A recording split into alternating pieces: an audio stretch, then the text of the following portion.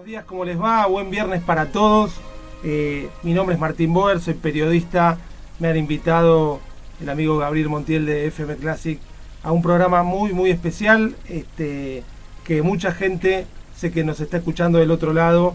Y voy a pasar ya a presentar a nuestros dos invitados. Uno de ellos en realidad también dueño de casa, el señor Nicolás Casanseu. ¿Cómo te va, Nicolás? Muy bien, muchas gracias por la invitación.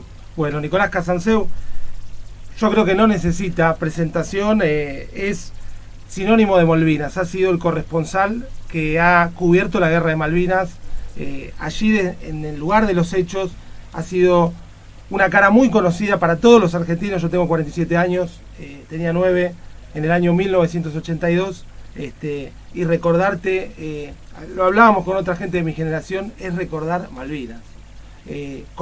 Presentate un poco a la gente lo que ha sido para vos también esa experiencia. Bueno, evidentemente para mí como periodista y además como ser humano fue un antes y un después. Me marcó mucho, primero porque fue una gran experiencia desde el punto de vista periodístico y también porque después caí en la volteada de la desmalvinización, así como quisieron esconder y escondieron a los combatientes cuando volvieron de Malvinas, un ocultamiento que empezó con el gobierno militar y siguió con los gobiernos civiles, los invisibilizaron. Un coletazo de eso también me afectó a mí. La consigna del hombre fuerte del ejército después de la caída de Galtieri era: Malvinas no existió, había que taparlo. Bueno, hoy justamente la idea es contar esa historia que yo creo que cada vez más gente la está rescatando. No sé si vos lo percibís también en la nueva generación, lo que es el relato de Malvinas. Sí, los jóvenes no están tan enganchados, o directamente no están enganchados en las pujas ideológicas del pasado, que son el factor más importante por el cual se oculta lo que pasó en la guerra de Malvinas, porque hay una idea de seguir demonizando a las Fuerzas Armadas sin separar la paja del trigo. Todo fue malo, y esto obviamente en ningún orden de la vida es así. Y además la irrupción de los medios sociales, que permite esquivar a los grandes medios y llegar a miles de personas sin pasar por ellos. Bueno, voy a presentar al segundo invitado, en realidad, invitado / dueño de casa, el señor Juan Nasser. ¿Cómo te va, Juan? ¿Qué tal? ¿Cómo estás, Martín? Bueno, Juan Nasser también no necesita presentación. Mucha gente lo conocía hasta hace un tiempo solo por ser la gente del fútbol, sobre todo yo soy también del fútbol, el presidente guaraní, vicepresidente guaraní, hasta que en un momento, en los últimos años, empezaste a contar más la experiencia en Malvinas. Juan es un héroe de Malvinas, estuvo allí y participó nada más y nada menos que en la batalla de Puerto Argentino, en Dos Hermanas. Es así, Juan, ¿no? Sí, la batalla por el Monte Dos Hermanas en la noche del 11 al 12 de junio, que fueron los días más críticos, más duros del combate. ¿Qué edad tenías entonces? Tenía 22 para 23 años. Yo digo, imagínate un chico hoy de 22, 23 años defendiendo y además a cargo de una sección, ¿no?, de tu regimiento, el 4 de Montecaseros. Bueno, hay que trasladarse al año 82 y ver los chicos de 19 años que estaban cumpliendo con la ley del servicio militar, y que lo han hecho de una forma brillante, de una forma heroica.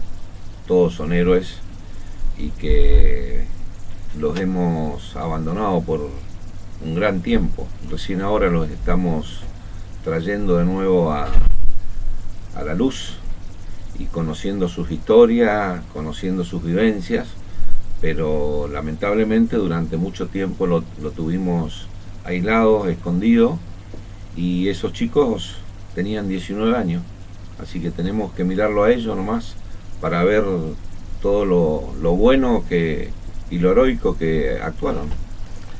Yo les quiero contar, estamos por supuesto en FM Classic 91.3, me dice acá Guillermo Atencio que nos pueden seguir también por www.fmclassic.com.ar.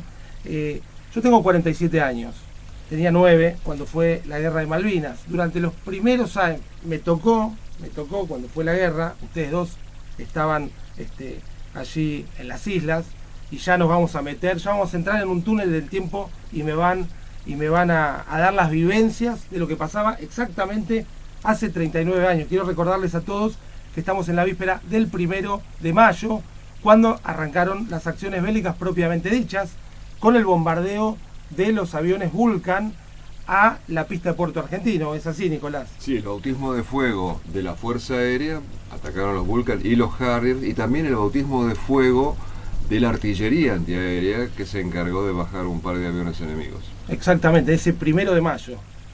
Así es. Después, el 2 de mayo, también un día muy especial para los argentinos, el hundimiento del general Belgrano, y yo lo conecto con el hundimiento del general Belgrano. Creo que es el 4 de mayo el ataque de la fuerza de la Armada, de la aviación de la Armada, que hunden en el ataque con uno de los misiles Exocet al destructor Sheffield. Sí, en las islas lo vivimos como la venganza por el hundimiento de Belgrano. A mí me gusta, hablando de ese tema, relacionar una cosa con la otra, obviamente honrar a todo lo que ha sucedido el 2 de mayo con los héroes del crucero general Belgrano, pero también es importante contarle a la nueva generación que Argentina no se quedó cruzada de brazos, protestando en los foros internacionales, que tengo entendido que lo ha hecho, sino que tomó sus mejores armas y salió a contraatacar. Sí, fue la gran sorpresa para los británicos. El 2 de abril no fue una sorpresa porque los británicos con sus aliados habían provocado ese famoso toco y me voy, que después se convirtió en una guerra. La gran sorpresa fue la reacción de la aviación argentina, porque pensaban que iba a ser un paseo militar, mandaron una flota poderosísima y contaban con que la sola presencia haría que los argentinos recularan.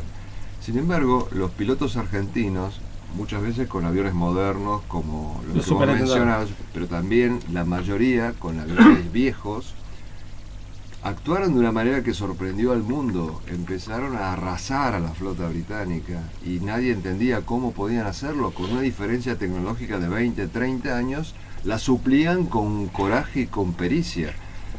Cuando va a empezar la guerra, un experto en fragatas misilísticas le dice a los pilotos argentinos: miren, son inexpugnables prácticamente, traten de atacar en masa, 10 aviones contra un barco, 9 van a ser derribados, quizás el 10º pueda hundir la fragata misilística.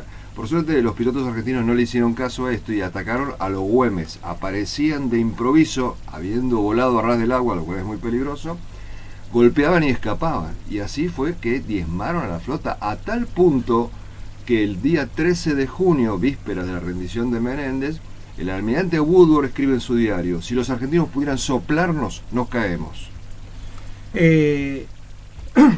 Esto tiene mucho que ver con esto que les estaba contando. Yo con 9 años viví lo que fue juntar en el colegio la leche en polvo, etcétera, etcétera, los programas de ATC. Uno tiene esas vivencias. Por supuesto, los reportes de Nicolás Casanseu. Después viene la derrota en Malvinas, la desmalvinización, la caída del gobierno militar, la llegada de la democracia. Después en algún momento vamos a hablar un poquito de eso. Y yo durante muchos años fui viviendo mi vida con el relato de Malvinas, que por sintetizarlo de alguna manera se cuenta en la película de Bebe Camín, Los chicos de la guerra. Los chicos con frío, los chicos con hambre, los maltratos o los supuestos maltratos. Va mi vida con esa idea de Malvinas, periodista, yo dedicado a la economía, hasta que un día, a 15 años, cae en mis manos un libro de Malvinas. Un libro que escribió Alexander Betts, un malvinense que estaba muy a favor de la causa argentina, creo que falleció hace unos años. Pero hace bastante poco. Y empecé a leer, me empecé a interesar, empecé a leer otro libro, y yo no podía creer lo que pasó en Malvinas, que es un poco lo que vos estás contando estos días en esta visita que estás haciendo en Posadas. No podía creer lo bien que se peleó algunos hechos heroicos para destacar, el orgullo que me generó como argentino saber un montón de cosas que sucedieron en las islas, como la de los pilotos argentinos. Y cómo nos tergiversaron películas como Los chicos de la guerra, Iluminados por el fuego, la verdadera historia. Nosotros hasta ahora no hicimos una película fidedigna de Malvinas. Son películas dedicadas a mostrar al soldadito llorón, Y eso no fue la constante en Malvinas. Por supuesto, cobardes puede haber en cualquier situación, pero los soldados argentinos de 18 años demostraron un valor que respetan y proclaman los ingleses y ocultan y desconocen los propios argentinos, lamentablemente. Bueno, y si hablamos de soldados, tenemos a Juan Nasser acá, para que me diga cómo fue la actuación de tu sección. Mira, vamos un poquito más atrás de lo que estabas hablando y vamos a comentarle a la audiencia, porque la gente, el país, no tiene noción de la magnitud de lo que hizo un puñado de gente que estuvo en Malvinas. Como decía Nicolás recién, fue un hecho de una magnitud, valga la redundancia, tan grande que solo el enemigo se dio cuenta. El país no se dio cuenta, y aparte de la desmalvinización que hay, la gente que no piensa así tampoco tiene la capacidad o tiene los medios o los conocimientos o la vivencia, porque no se la dimos nosotros tampoco, porque tampoco tuvimos la oportunidad de contarlos, sino después de mucho tiempo, de la magnitud de ese hecho. Lo que hicieron los aviadores, lo que hicieron los soldados, lo que hicieron todos los que participaron del conflicto, fue algo sobresaliente, fue algo brillante. Va a llevar mucho tiempo, yo creo, que para que podamos darnos cuenta recién de lo importante y de lo que hicimos. Peleamos contra una de las grandes potencias del mundo, con el apoyo de casi todas las otras. ¿Cuántos soldados tenías a cargo, Juan, con tus 22, 23 años? Yo tenía una sección de tiradores. ¿Cuánto? Tenía 40 soldados más una sección de refuerzo de apoyo.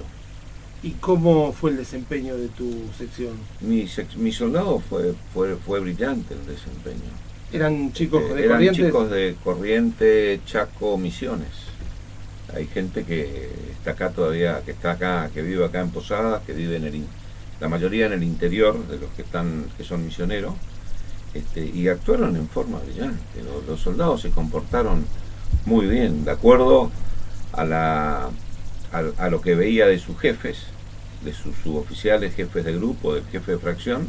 Los soldados actuaban en base a lo que uno le enseñó y a lo que uno demostraba en el lugar del hecho. Me gustaría que me relate brevemente cómo fue la participación de tu sección en esos combates, el momento más álgido de la guerra, en esa batalla final de Puerto Argentino. Bueno, el combate final fue un día muy crítico, porque desde más o menos del 5 de junio los ingleses empezaron a hostigar la posición durante todo el día. ¿Qué significa hostigar la posición? Esto significa que durante el día, como ellos, el teatro, para que el público entienda, Malvinas es un teatro de operaciones netamente aeronaval. ¿Qué quiere decir eso? Que el que tiene la superioridad del aire y del mar, en determinado momento, tiene muchas posibilidades de obtener la victoria. Entonces, esta gente, durante el día, al tener la superioridad del mar, acercaban sus fragatas misilísticas y bombardeaban permanentemente la posición. Como tenían la superioridad del aire, porque nuestros aviones llegaban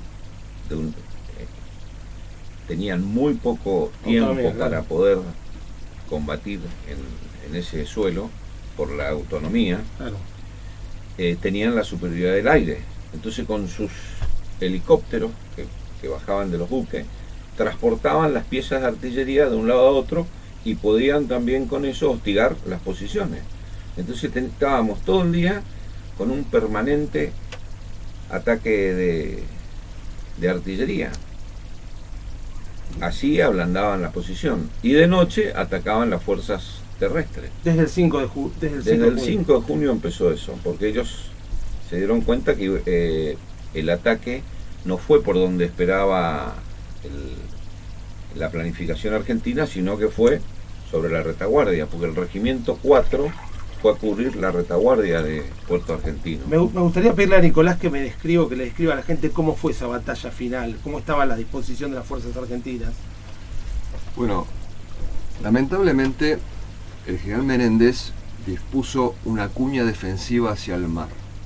Y a pesar de que pensando que los ingleses iban a desembarcar desde el mar, claro, al mejor estilo, para que la gente entienda, como el desembarco en Normandía, que iban a ir por ahí. Sí, pero acá el Normandía no era, digamos, el corazón de la defensa en Europa. Claro. Esto sí, el corazón de la defensa lo planteó Menéndez como que venían a atacar Puerto Argentino desde el mar. En vez de eso, los ingleses desembarcaron en San Carlos. El general Menéndez tuvo 3 semanas para cambiar esa cuña defensiva hacia el lugar a donde venían los ingleses, no seguir apuntando al mar, venían del otro lado, y no lo hizo. Entonces por eso el regimiento de Juan Nasser, que estaba en la retaguardia, se convirtió en la vanguardia, claro, porque venían del otro lado. El general Menéndez tuvo una estrategia, por llamarla estrategia, pues la verdad que era la falta de estrategia. Enterró 8.000 soldados alrededor de Puerto Argentino, en una posición estática, inmóvil. Cuando le informaron que uno de los puntos donde podían desembarcar los ingleses era el puerto San Carlos, no hizo nada, mandó 40 hombres, 60, los hombres del teniente primero Esteban. Claro. ¿Cuántos hombres había en Puerto Argentino aproximadamente? Alrededor de 10.000 soldados. Casi todos del ejército. No, también había un batallón de infantería de marina. Sí.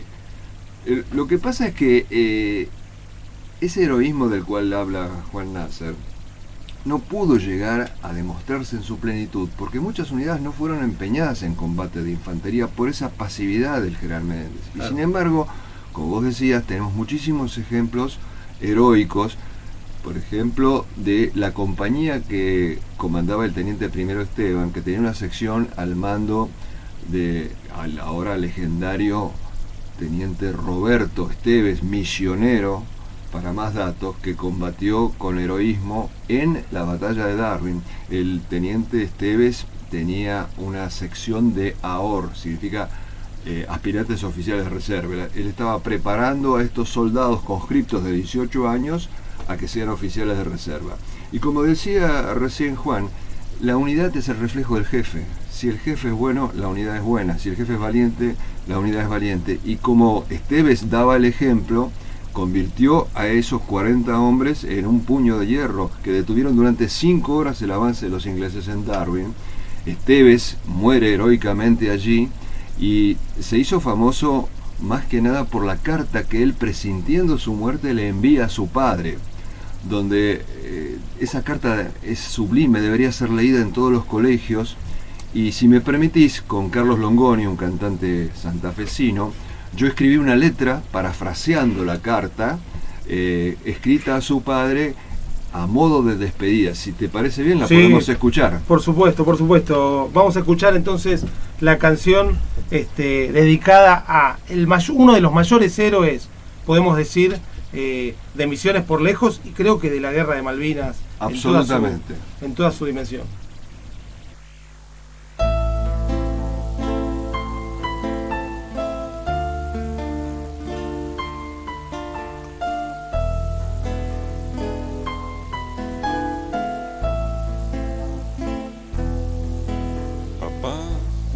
Leas mi carta, yo estaré respondiéndole a Dios, mas antes de que mi alma parta, te diré lo que fuiste y quién sos.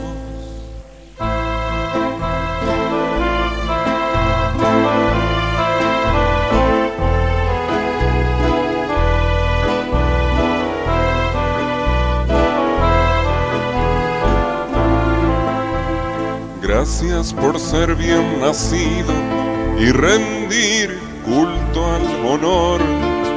Gracias por heredar tu apellido y adorar a Jesús Salvador.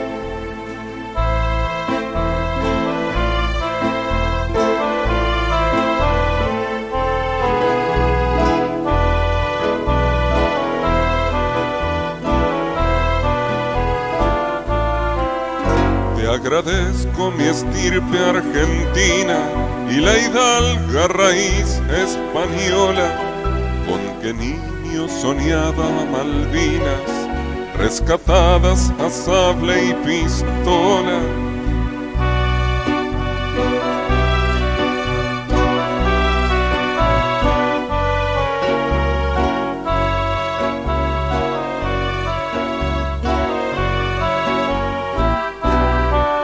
Dios y patria o muerte me despido, que el reencuentro suceda en el cielo.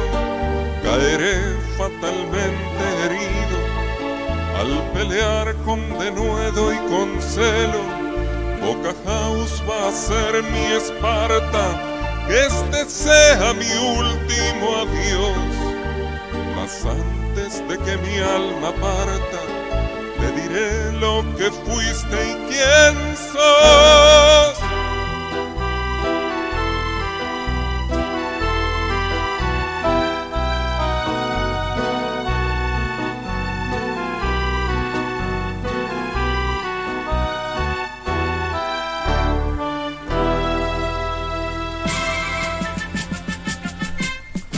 Bueno, la emoción siempre, ¿no? Cuando se habla de Roberto Esteves. Sí, un oficial extraordinario. Bueno, Juan lo conoció, herido, gravemente herido, seguía comandando a sus tropas, hablando por teléfono, dirigiendo el fuego. Y hay un aspecto de ese último combate de Esteves que es muy impresionante y lo cuenta uno de sus soldados, el soldado Rodríguez, en cuyos brazos muere finalmente Esteves, y es que el fuego era tan intenso sobre esa posición que los soldados tomaron el cuerpo de Esteves y lo pusieron como parte de la defensa. Claro. O sea que una vez muerto seguía defendiendo a sus hombres. Claro. Obviamente quedó desfigurado el cadáver y me cuenta Rodríguez que para identificarlo Gómez Centurión lo pudo establecer que era él ese cuerpo por la forma en que se ataba los borceguíes. Claro. Gómez Centurión es Juan José Gómez Centurión, muy conocido ahora por su participación en la política y que ha sido también un héroe de Malvinas, ¿no? Sí, con una está participación condecorado destacada. con la misma orden, la medalla que le dieron a Esteves, la Cruz de la Nación Argentina al heroico valor en combate, solo que Esteves la recibió post-mortem. Bien, en un rato más van a ir a la escuela número 3, donde estudió Esteves.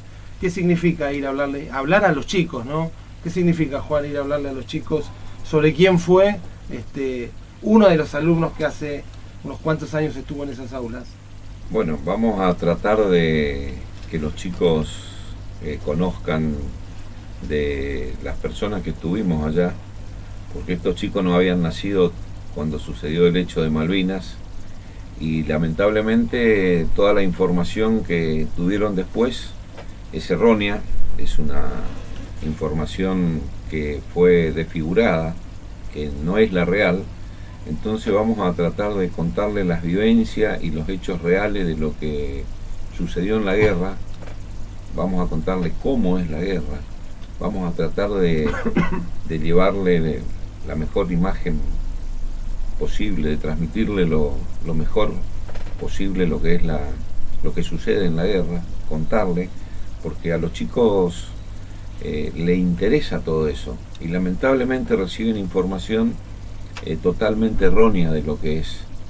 Así que bueno, es un honor poder enseñarle y transmitirle a todos los chicos cómo es y sobre todo contarle lo que hizo Roberto Esteves, y más que de esa escuela, que salió de ese colegio, que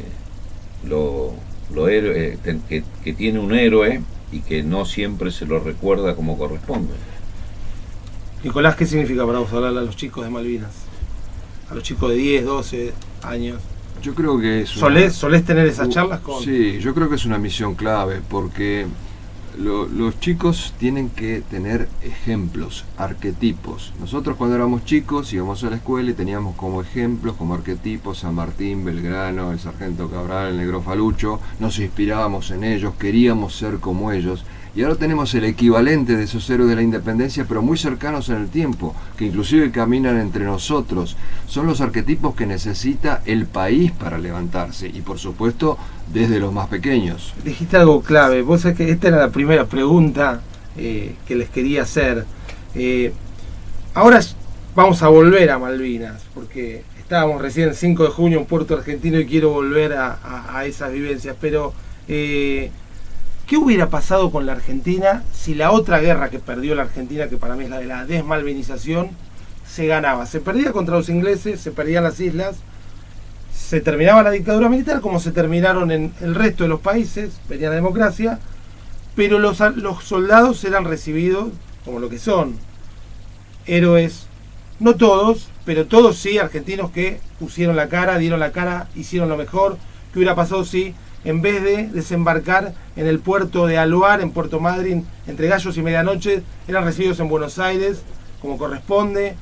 ¿Qué hubiera pasado con el país si los valores de Malvinas, que vos estás tratando con tus libros, con tus charlas, y mucha gente más, creo yo, de rescatar, qué hubiera pasado si esos valores hubieran estado ahí presentes? ¿Qué hubiera pasado con la Argentina? Bueno, primero y principal esto que veníamos diciendo, la Argentina hubiera tenido arquetipos, hubiera tenido en quién inspirarse. Los héroes ponen la vara alta, y la población al ver esa vara alta también se eleva. Y una población elevada es mucho más difícil de engañarla, de llevarla de las narices, de saquearla, de robarle. Eso primero y principal. Pero además una cosa muy importante, nos hubiéramos ahorrado probablemente centenares de suicidios que acontecieron a raíz del ninguneo que le hicieron a los soldados, porque el soldado viene con el síndrome de estrés postraumático de la guerra, en mayor o menor medida todos lo tuvieron, y en vez de darle la palmada en la espalda y el desfile que esperaban y darle un trabajo, los ningunearon, no le daban trabajo, no le daban apoyo psiquiátrico, médico, psicológico, y encima les decían: estúpidos, fueron a la guerra por un general borracho. Los que dicen que los soldados fueron a la guerra por un general borracho son los culpables de los montones de suicidios que hubo, porque además es una mentira. Galtieri probablemente tendría que haber sido fusilado por otro motivo, ¿no? Pero yo hice una investigación y no era alcohólico. Esto se ha inventado para desmerecer la guerra de Malvinas, para ridiculizarla, porque no puede haber una epopeya si fuimos por un borracho, que además es una banalidad. Primero y principal, si hubiera sido alcohólico, ¿qué importa? Es una cuestión privada de él. Pero esto, se ha insistido en esto justamente para desmalvinizar. La verdadera alcohólica era la Thatcher. Lo publicaron los diarios ingleses después de la guerra, que se emborrachaba todas las noches, y yo lo entiendo, porque temía que un país de cuarta le estuviera ganando la guerra. Esto está reflejado en la película que ganó el Oscar sobre la Thatcher. Pero nadie en Inglaterra habla del alcoholismo de la Thatcher real, y todo el mundo repite lo del borracho de Galtieri, que es falso. Yo investigué. Galtieri era un tipo hablar desmañado, tenía una voz aguardentosa, era torpe. Para los periodistas es muy fácil, una copa en la mano ya está alcohólico. Hablé con el chofer personal de él. ¿Quién lo conoce mejor que el chofer personal? Me dijo, no era alcohólico. Hablé con un oficial de la Fuerza Aérea que lo iba a ver a las 10, 11 de la noche llevándole información de su jefe de la Fuerza Aérea. A las 11 de la noche un alcohólico está regalado, nunca lo vio borracho. Galtieri tenía un problema, y así tengo montones de testimonios. Galtieri tenía un problema, tenía la presión muy alta y muchas veces tenía dolores de cabeza y hablaba de una manera confusa porque la presión lo estaba matando. Todo esto fue aprovechado por los desmalvinizadores para seguir desmalvinizando. Nicolás, pero igual que rescatás la figura de Galtieri... No rescato la figura de Galtieri, pero me parece, rescato Malvinas. Por supuesto. Porque además los soldados no fueron a la guerra por Galtieri. Habla con cualquiera de los soldados y te van a decir: yo fui a defender la bandera de Belgrano con el uniforme de San Martín. Ninguno fue por Galtieri. Juan, ¿querés agregar algo? ¿Qué hubiera pasado con la Argentina? ¿Qué pasaría con una Argentina de hoy?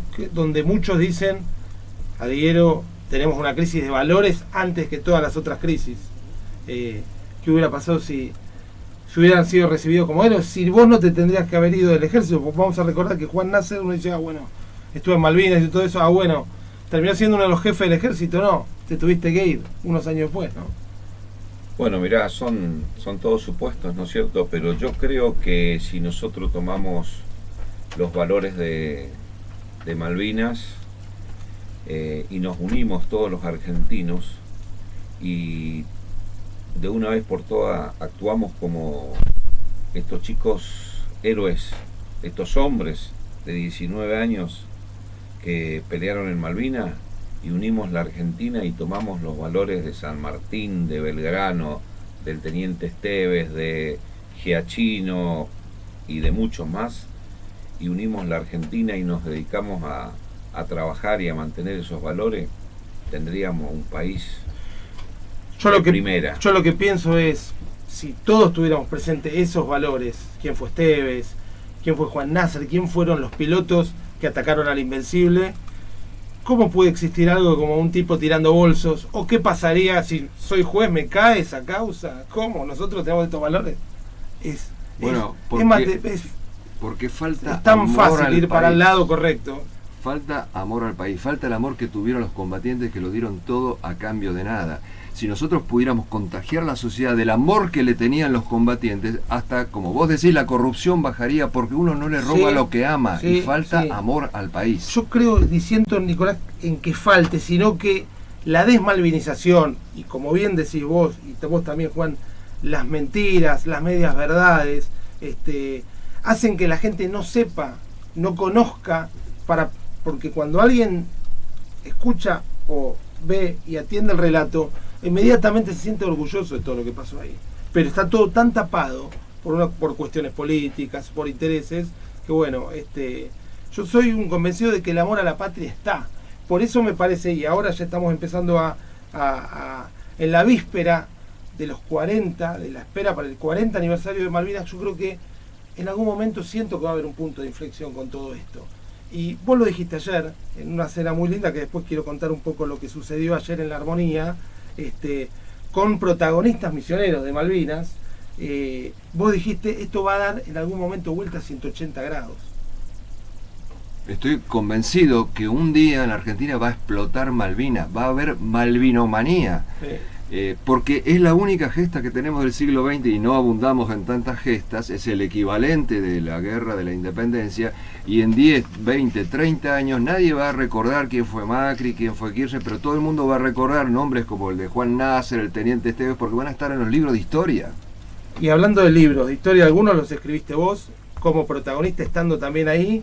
Recordame los nombres de los libros que has publicado sobre Malvinas. Bueno, el primero es Malvinas a Sangre y Fuego, que lo escribí al enterarme que el 90% de mi material fue destruido por la censura militar, entonces sentí la obligación de por lo menos contarlo en letras de molde. Y años después desempolvé fotos que yo había tomado de Malvinas, hice un libro que se llama La Pasión según Malvinas, que muestra otra cara que la que muestran las fotos que siempre son desempolvadas el 2 de abril, donde ves al soldado malherido, sucio, desgreñado, dolido, que está bien, es una cara de Malvinas que existió, pero en mi libro yo rescaté la vida cotidiana de los guerreros de Malvinas, y también los ves orgullosos empuñando el fusil, sonrientes. Todas las caras de Malvinas tienen derecho a existir por igual. Yo quise compensar esa falta de imágenes de Malvinas con este libro. ¿Dónde se pueden conseguir tus libros? Los libros generalmente están en librerías como Jenny, Ateneo, Cúspide. También se pueden pedir por Mercado Libre, y además cualquier librero de cualquier pueblo del país lo puede pedir a la distribuidora Alberto Luongo, se llama la distribuidora Alberto Luongo, y lo tienen 24 horas. Bueno, vamos a hacer una pequeña pausa y vamos a ordenar la segunda parte de esta charla con Nicolás Casanseu y Juan Nasser. Yo quiero que nos metamos en Malvinas, en las vivencias, en cómo era el día a día en Puerto Argentino, cómo era vivir ahí con los soldados del 4, el 4 de Infantería. ¿Se dice el 4 de Infantería o el Regimiento 4? Borges una vez así. Regimiento 4 de ¿No está bien decir el 4 de Infantería? Se puede decir, se entiende. Y vamos a meternos en el túnel del tiempo, y vamos a tratar de recrear las vivencias de hace 39 años y de la batalla final de Puerto Argentino, de algunas de las acciones de esa batalla final, y también con Nicolás vamos a repasar un poquito 3, 4, 5 acciones o más importantes, como por ejemplo el hundimiento del Sheffield, y otras que realmente son un orgullo para las nuevas generaciones, para las actuales generaciones, porque hoy una persona que tiene 50 años tenía 10 cuando fue Malvinas, ¿no? Y vivió todo ese proceso de desmalvinización. Así que bueno, en un ratito vamos a hacer una pequeña pausa y seguimos hablando con Nicolás Casanseu y Juan Nasser sobre Malvinas.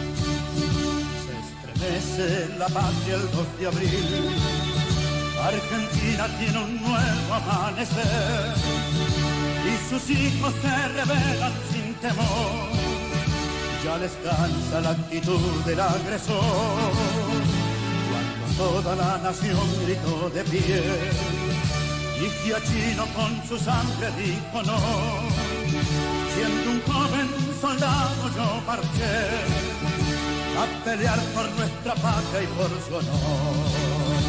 Veterano de guerra, combatiente de Malvinas, protector de mi Argentina yo seré.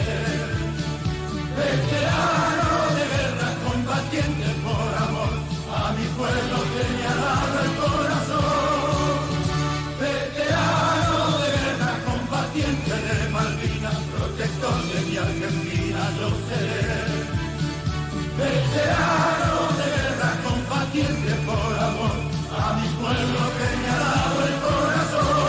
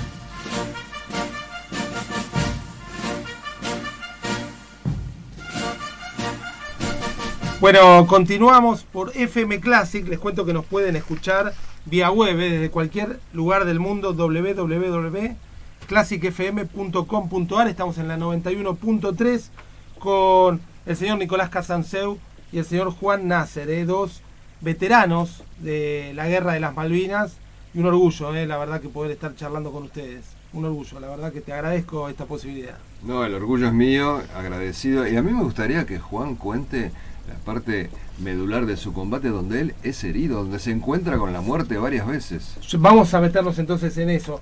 Y te digo cómo me enteré que Juan era excombatiente. Yo estaba cubriendo deportes. Juan era presidente de Guaraní, estaba a cargo de la presidencia porque Roberto Enríquez había dado un paso al costado. Voy a verlo a su oficina, por eso escuchá un poco lo que es el relato de Malvinas y cómo a veces hay que buscarlo. Voy a verlo a su oficina acá de Seguridad Misiones para hablar de fútbol y veo un sable. Estamos charlando y veo un sable. ¿Qué es ese sable? No, yo fui militar. Dice, Juan va por el club y un montón de... Ni sabe que tuvo lo que va a contar ahora. No es de esas personas por su forma de ser, de andar contando, yo estuve acá, ni nada. Y ese sable no. Y lo primero que me pregunté, ¿tuviste Malvinas? Sí, me empieza a contar, yo no lo puedo creer. Él no sabía tampoco que yo era muy aficionado a tratar de rescatar todas las historias de Malvinas, y me empieza a contar, y a partir de ahí después hicimos distintas notas en el diario donde estaba entonces, que era Misiones Online. Pero te voy a contar otra anécdota. Un escritor que también es hincha de Guaraní y que ha escrito sobre Malvinas, Pablo Camogli, un amigo, no sabía, estábamos en la cancha de fútbol y le digo, Pablo, ¿vos sabías que Juan estuvo en Malvinas? Y me dice, no, ¿en serio? Con lo cual quiero un poco ilustrar cómo las cosas no se conocen, Y a veces por esas cosas de la vida, cada uno sigue su vida y uno dice, Juan Nasser, Guaraní, Seguridad Misiones, pero no tiene este conocimiento. Sí, bueno, la verdad que uno cuenta las vivencias con la gente que conoce, que es amiga, o cuando se da, no es uno de andar contando qué hizo en la vida, ¿no? Qué hizo bien y qué hizo mal. Pero es que el Estado tenía que haberlo contado. Sí. La glorificación de los héroes debe ser, y es en los países serios, una política de Estado. Sí. Acá el Estado hizo todo lo contrario, ocultó a los héroes. Sí.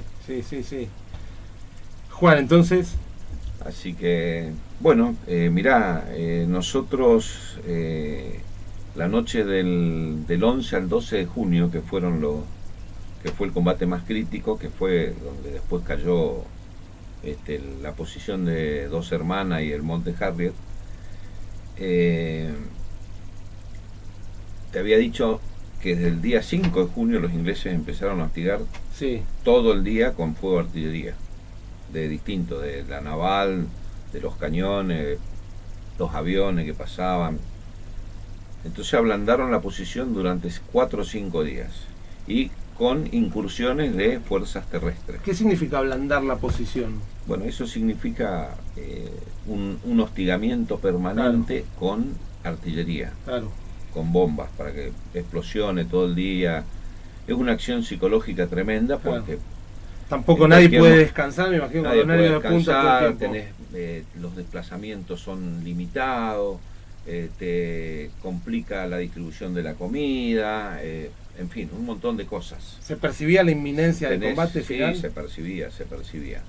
Y para que la audiencia tenga noción, la doctrina dice que una posición defensiva, que es la que realizaba las fuerzas argentinas, es atacada en una diferencia de 3-1. Quiere decir que cada un soldado deben haber 3 atacantes. Los ingleses no hacían eso. Los ingleses hasta duplicaban esa cifra. Cada un defensor habían 6 atacantes. Así que imagínate la magnitud de la fuerza que puso, más todo el soporte logístico y el ablandamiento que estábamos diciendo de la posición. Así estuvimos los últimos 5 días en ese lugar, rechazando todas las noches constantes ataques ingleses. La noche del 11 al 12 se produce un gran silencio a las 21:30, 22 horas.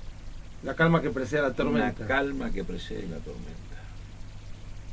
Una incertidumbre, y vos ya estás acostumbrado ahí a un silencio y vos decís, bueno, acá van a atacar, porque es la verdad que es de película, un silencio, la noche no se movía entonces bueno, ahí pusimos en alerta los soldados, prepárense, estén atentos porque te pueden caer de cualquier lado. ¿Ustedes dónde estaban? Nosotros estábamos en Dos Hermanas. En Dos Hermanas.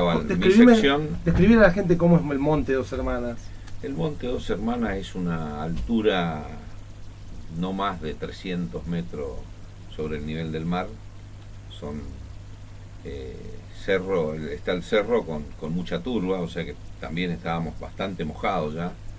Aparte del clima que llovía, que muy poco sol, que lloviznaba, ya había empezado a nevar también, había pizcas de nieve, ¿viste? Así que estábamos realmente... ¿A cuánto distaba eso de la ciudad de Puerto Argentino? Y eso estábamos unos 8 o 9 kilómetros de Puerto Argentino aproximadamente, por el camino, ¿no? Claro. Así que bueno, hasta que se produce un fuego de artillería total y después se calma eso y se produce el ataque inglés. Bueno, fue un ataque muy, muy duro, estuvimos combatiendo varias horas. Vos perdés la noción del tiempo cuando no tenés tiempo de controlar qué es lo que pasa, porque encima el oficial y el suboficial no es que está combatiendo permanentemente, tenés que estar controlando tus soldados, tenés que estar controlando, tenés que llevarlo, que que no salgan no se te adelanten, que no salgan, que pasó allá, si hay algún herido, si no hay, y a la vez tenés que defenderte también, así que no es sencillo, digamos, llevar, y a todo eso le tenés que sumar que no tenés comunicaciones, que ya se nos habían cortado las comunicaciones, y no, obvio que en el 82 no son las comunicaciones de ahora, que vos agarrás un handy, un celular o algo, claro. Y en esa época eran teléfonos de campaña, teníamos muy poca comunicación entre la gente. La comunicación que teníamos que tener era visual, y teníamos desplegada a la gente en 200, 300 metros y no. ¿Ustedes estaban en lo alto de la colina? ¿O en distintas posiciones? En distintas posiciones, sí. ¿Y veían venir a los ingleses? No lo veíamos porque era todo de noche, una bruma total, no veíamos. ¿Y se veían esas balas trazantes tan características? Impresionante. Los proyectiles pasaban por todos lados. Te pegaban al costado, te pegaban entre las piernas, y bueno, es como ahí ya es la suerte, el destino, y lo que te depara la vida. Así que bueno, era una gran magnitud el Comando 42, que fue la fuerza que atacó ahí, hasta que fuimos sobrepasados. Hubieron desde las 10 de la noche hasta las 3 de la mañana más o menos, sufrimos, fue herido el subteniente Pérez Grandi, un jefe de sección, el subteniente Mosquera, varios soldados. Después ¿tenían tu grado? ¿Tu mismo grado? Sí, eran jefes de sección de fracciones que estaban defendiendo. Del cuarto de infantería, del regimiento 4. 2 o 3 suboficiales también heridos. Así que bueno, hasta que los ingleses sobrepasan, porque ¿cuál era la técnica o la táctica del soldado inglés? Cuando se veía muy comprometido, suspendía el ataque sobre ese sector. Trataban de evitar la mayor cantidad de bajas posible. Retrocedían, preparaban otra incursión, buscaban más gente, o iban por otro lugar, trataban de rodear. Como tenían mucha visión nocturna y demás, claro, trataban de evitar las bajas. Donde tenían un enfrentamiento que le iba a costar, claro, evitaban, paraban y así que bueno, después tuvimos muchas bajas, fuimos sobrepasados, y llegó la orden de repliegue. Así que empezamos los que quedamos, tenés que empezar a controlar los soldados, impartir esa orden, que no es fácil en la noche porque tenés mucha distancia, tenés que avisarle a todos, tenés que trasladarte entre las piedras, entre los tiros, entre un montón de cosas. Así que hasta que se completó, iniciamos el repliegue, y después controlamos antes de bajar a la posición del regimiento 6, donde estaba el mayor Jaimet, y nos estaba faltando el jefe de la sección apoyo, así que era el teniente Martela. Entonces le dije al jefe de la fracción ahí, que era el capitán López Patterson, que se había hecho cargo del repliegue, que lo iba a ir a buscar. Agarro un soldado mío y vuelvo al cerro arriba, y lo voy a buscar donde estaba el teniente Martela, que ya era complicado llegar porque los ingleses ya nos habían sobrepasado, o sea que ya teníamos la tropa inglesa en el lugar. Así que llego a la posición de Martela, le digo que habíamos recibido la orden de replegarnos, y le digo, vamos, junte su gente, lo que queda, y bajemos, le digo, a la posición del regimiento 6. Eso entre el fuego de la artillería, el fuego inglés, contarlo acá sentado, digamos, es sencillo, pero en el momento era tiros que te pegaban al costado, no sabías si tenías el enemigo ahí, viste, con toda esa situación. Así que bueno, empezamos a bajar con Martela, y empezamos a sentir que empiezan a venir proyectiles del lado argentino, que era la artillería nuestra, que habían pedido que empiece a batir la posición porque ya estaban los ingleses ahí. Entonces claro, empezaron a tirar sobre los ingleses. Muy pegados, muy aferrados, se dice. Claro, quedamos muy aferrados entre el fuego argentino y los ingleses. Claro, teníamos los dos fuegos, Claro. ¿Con qué tiraba la artillería argentina? con 10,5. ¿Qué Con el sería? cañón Otto Melara. 10,5, ¿qué significa? Supongo que es el el diámetro calibre del proyectil. Así que bueno, empezaron a tirar con eso. ¿Esos tiraban desde Puerto Argentino? Sí, las Sí, afueras sí, de de Puerto las Argentino. afuera de Puerto Argentino. ¿Balsa? Casi El- un poco El ahí. grupo de pero- artillería 3 en ese momento estaba a cargo de Balsa. Sí. Así que bueno, bajamos con el teniente Martel a 2 soldados más. Sentimos, vos cuando estás ahí, sentís cuando el proyectil es tuyo, de tu artillería, y sentís un zumbido por arriba, como un silbido, y después te acostumbras a saber si el proyectil pasó por arriba tuyo, si se corta cerca tuyo, es porque va a caer cerca, o si cae corto. Solo con el Después te sonido. acostumbras con el sonido. Bueno, empezamos a sentir que se cortaba muy cerca, ¿viste? Y claro, caen las explosiones cerca, así que teníamos una roca muy, muy chica donde yo venía bajando adelante yo, atrás Martela y atrás el soldado. O sea, me tiro cuerpo a tierra en una roca, Martela se tiene que tirar arriba y el soldado quedó más atrás. Cuando nos levantamos ahí, recibimos una ráfaga de fuego inglés, todo trasante, y eso le da de lleno a Martela. Yo siento un gran calor en el cuello, se produce el combate con esa fracción, logramos rechazar la fracción, tiramos una granada, el soldado también tiró que estaba atrás, aparte ya teníamos muy escasa munición, nos quedaba poca munición porque vos tenés 100, 120 tiros, más no podés llevar. ¿Cómo los llevas los tiros eso? En distintos cargadores, los cargadores de FAL llevan 20 proyectiles cada uno. Ok. Si no lo podés reponer después en la posición y volver a cargar y demás, que te lleva su tiempo, que hay que administrarlo muy bien. Claro, 100 tiros se te van muy rápido en un combate. claro. Si no los administrás, no es como vos ves en la película que tirás nomás, Claro, no. claro, sí, sí. Vos tirás y después se te acabaron. O Claro. sea que, digamos, la instrucción te dice un tiro, una persona, un enemigo. Claro. Es difícil después de poder hacerlo, tenés que estar instruido, porque la primera reacción en los primeros combates, cuando no están muy instruidos la gente, es tirar, Claro. pero después te puedes quedar sin munición y es más grave, o sea que tenés que acostumbrarte a racionar la munición. Bueno, tiramos una granada que teníamos y se repliega la patrulla. Lo veo a Martela, me dice, no, estoy mal, siga. No, lo controlamos y lamentablemente recibió unos tiros en el pecho y muere. Seguimos, entonces bueno, lo tuvimos que dejar ahí porque no teníamos que seguir, tenía que sacar el resto de la gente. Seguimos bajando, encontramos con otra patrulla ahí y se produce de nuevo un combate, cambiamos de posición y ahí una granada me alcanza debajo de la pierna, caigo prácticamente sobre la granada, que creo que es lo que me salvó, la aprisiono con el muslo, que es lo que creo evitó la onda expansiva para que eso me afectara más, pero bueno, sufro una herida grave en la pierna. Hay y quedamos fotos, ahí. yo publiqué en La Nación la historia de Juan hace un par de años y además eso se ha publicado también en otros medios.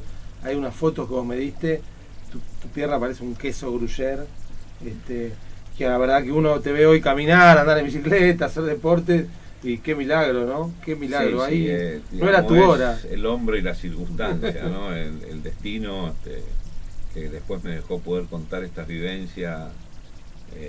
Yo siempre digo, yo saqué me dicen, ¿y vos qué tenés de la guerra? Me preguntan, y mirá, yo saqué todo lo positivo de la guerra y traté de volcarlo a mi vida cotidiana.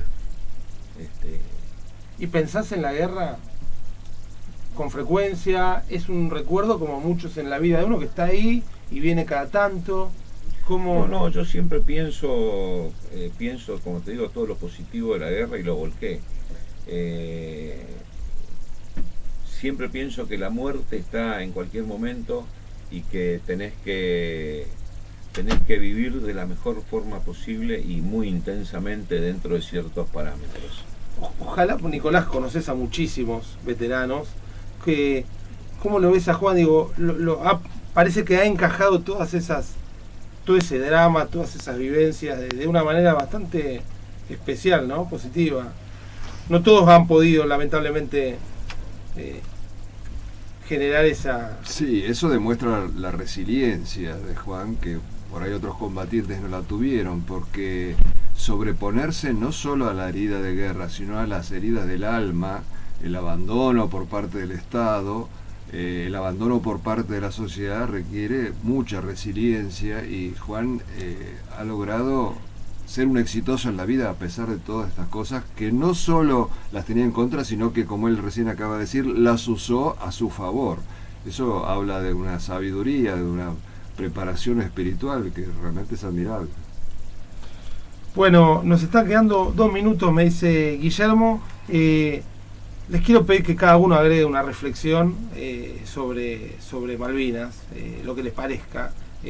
La verdad que es un tema que da para hablar 10 horas seguidas y por mañana volver y seguir. Nos quedan muchas cosas en el tintero, pero me gustaría, Nicolás, arrancar por vos, que sos la visita, una reflexión sobre Malvinas. ¿Qué le querés dejar a la gente que nos está escuchando? Yo creo que la gente tiene que entender que tiene entre nosotros a los equivalentes de los guerreros de la independencia, que los aproveche, son mortales, se nos están yendo.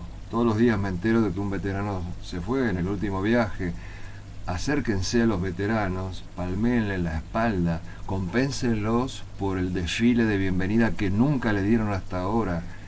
Pidan que les cuente la verdad, porque si no la cuentan los veteranos, los que estuvieron, la van a contar los que no estuvieron. Traten de alguna manera de aprovechar lo que podrían aprovechar si se subieran a la máquina del tiempo y fueran a 1815, se acercarían a los guerreros de San Martín. Claro. Bueno, acérquense a estos nuevos guerreros de San Martín. Y yo le agregaría, si me permitís, Nicolás, no los traten con compasión o con lástima, sino todo lo contrario, con orgullo. Yo cada vez que estoy en un museo y me encuentro con un veterano, le pregunto en qué unidad estuvo, y le digo, bueno, gracias, ¿no? por lo que hicieron por el país, ¿no? Juan, bueno, un cierre. Bueno, yo mi saludo a todos los veteranos de guerra y pedirle a la sociedad que valore sobre todo a nuestros soldados, que le dé un lugar, como decía Nicolás, a todos estos veteranos. Nosotros éramos parte de una elección de vida que hicimos, pero nuestros soldados que estuvieron cumpliendo con una ley, que la hicieron de forma sobresaliente, los reconozcan y le den cada vez un mejor lugar dentro de esta sociedad, porque son, como dice Nicolás, los guerreros, los valientes de 1810. Bueno, yo me despido también agradeciéndole a los dos por haber estado ahí en 1982. Juan, por supuesto, como siempre, el agradecimiento, el respeto por haber defendido a la patria, a la soberanía. Malvinas es mucho más que las islas. Para mí Malvinas es el resto del país, y lamentablemente vivimos en una Argentina donde se necesitan valores, y creo que Malvinas hay muchos valores ahí que van a surgir, como decía Nicolás, 180 grados. Y Nicolás, también te agradezco a vos, porque vos también sos un veterano de Malvinas, y no solo lo que hiciste, sino lo que tenés que hacer ahora por delante. Yo no sé si sos consciente que ahora viene de vuelta un trabajo de esto, de contarle a los que hoy tienen 50 años y tenían 10, o sea, prácticamente a la gran mayoría de la población argentina, el verdadero relato de Malvinas y los verdaderos valores de Malvinas. Es lo que vengo haciendo y seguiré haciéndolo hasta que Diosito decida que me pongan el sobre todo de madera. Imprimí más libros, porque te digo que esto va para rato, y va a haber mucha demanda. Yo contaba mi historia, a mí me cayó un libro, no pude parar, y realmente creo que es algo que cuando escribo sobre Malvinas en los medios que me toca participar, siento ese interés por parte de todas las nuevas generaciones. Bueno, yo estoy por sacar un nuevo libro donde, entre otras, va a estar la historia de Juan. Bueno, ¿para cuándo va a estar? Quisiera que esté para mi cumpleaños, el 31 de mayo, así se lo pedí al editor. Vamos a ver si cumple. Ahora. Bueno, gracias a los dos. Y ojalá que volvamos a respetar todos los valores como son nuestra bandera, nuestras insignias patrias, que las tenemos bastante olvidadas, y viva la patria. ¡Viva! ¡Viva la patria!